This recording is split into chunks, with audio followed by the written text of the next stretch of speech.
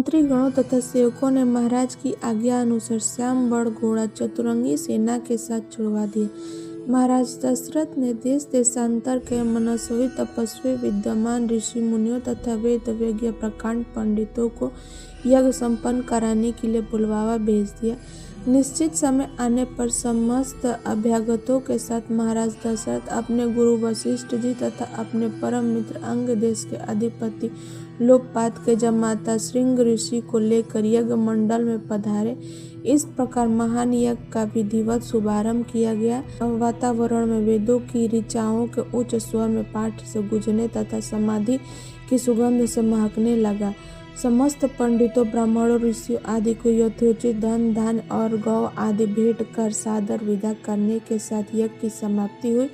राजा दशरथ ने यज्ञ के प्रसाद चरा को अपने महल में लाकर अपनी तीनों रानियों सहित वितरित किया। प्रसाद ग्रहण करने के परिणाम स्वरूप परम पिता परमात्मा की कृपा से तीनों रानियां गर्भवती हुई। जब चैत्र मास के शुक्ल पक्ष की नवमी तिथि को पुनर्वसु नक्षत्र में सूर्य मंगल शनि बृहस्पति तथा शुक्र अपने अपने उच्च स्थानों में विराजमान थे।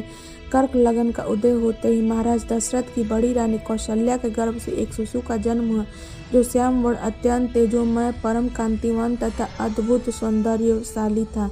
उस शिशु को देखने वाले देखते ही रह जाते। इसके पश्चात शुभ नक्षत्रों और शुभ घड़ी में महारानी कैकेयी के एक तथा तीसरी रानी सुमित्रा को 2 तेजस्वी पुत्रों को प्राप्त हुआ।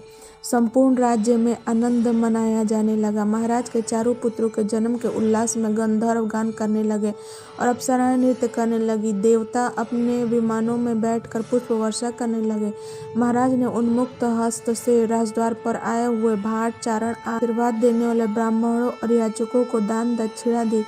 पुरस्कार में प्रजाजनों को धन धान्य तथा दरबारियों को रत्न आभूषण तथा उपाधियां प्रदान किया। चारों पुत्रों का नामकरण संस्कार महर्षि वशिष्ठ के द्वारा कराया गया तथा उनका नाम रामचंद्र, भरत, लक्ष्मण और शत्रुघ्न रखे गए। आयु बढ़ने के साथ साथ रामचंद्र के गुणों में अपने भाइयों से आगे बढ़ने तथा प्रजा में अत्यंत लोकप्रिय होने लगे। उनमें अत्यंत विलक्षण प्रतिभा थी, जिसके परिणाम स्वरूप अल्पकाल में वो समस्त विश्व में पारंगत हो गए। उन्हें सभी प्रकार के अस्त्रों शस्त्रों को चलाने तथा हाथी घोड़े सभी प्रकार के वाहनों की सवारी उन्हें असाधारण निपुणता प्राप्त हो गई।